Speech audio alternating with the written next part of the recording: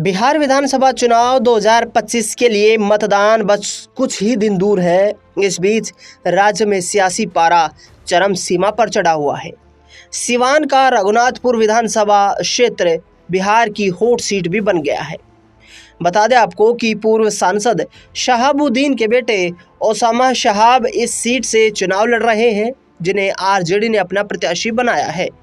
BJP ने पिछले कुछ चुनाव सभाओं में जमकर उन पर हमला बोला है। और इस बीच आपको बता दें कि ओसामा शहाब की संपत्ति कितनी है, जो कि बिहार में चुनाव लड़ रहे हैं, और आरजेडी ने उन पर विश्वास जताया है। दरअसल ओसामा और उनकी बीवी के पास इतनी संपत्ति है कि आप उनके बारे में जानकर इस रिपोर्ट से चौंक जाएंगे। तो आज हम आपको बताएंगे कि ओसामा और उनकी बीवी के पास कुल कितनी संपत्ति है। चुनाव आयोग के आंकड़ों के मुताबिक रघुनाथपुर से चुनाव लड़ रहे ओसामा शहाब के पास 66,38,876 रुपए की चल संपत्ति मौजूद है। इनमें एक 35 लाख रुपए की महिंद्रा कार, 1,25,000 की रॉयल इनफील्ड बुलेट कैश और बैंक डिपॉजिट शामिल है। ओसामा के पास 1,45,00,000 रुपए की अचल संपत्ति भी मौजूद है।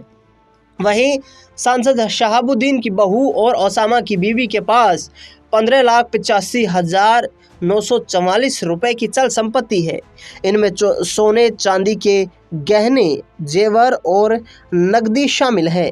ओसामा की बीवी के नाम 4,25,00,000 रुपए की अचल संपत्ति है।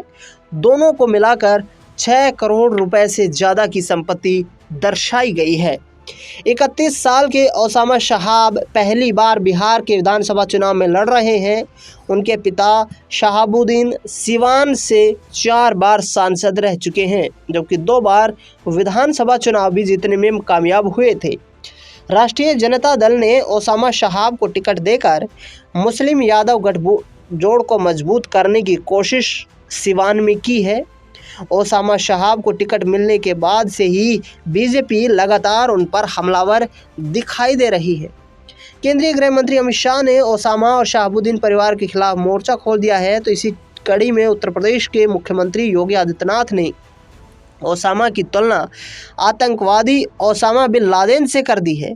अब देखना दिलचस्प ये होगा कि क्या रघुनाथपुर में ओसामा अपना दबदबा अपने पिता शहाबुद्दीन की तर्ज पर बरकरार रख पाएंगे, क्योंकि राष्ट्रीय जनता दल लगातार इस सीट को लेकर कहीं ना कहीं चुनाव प्रचार कर रहा है। बड़े बड़े राजनेता उनके चुनाव प्रचार में जा रहे हैं और ओसामा को जीत दिलाने की लोगों से अपील करते हुए नजर आ रहे हैं।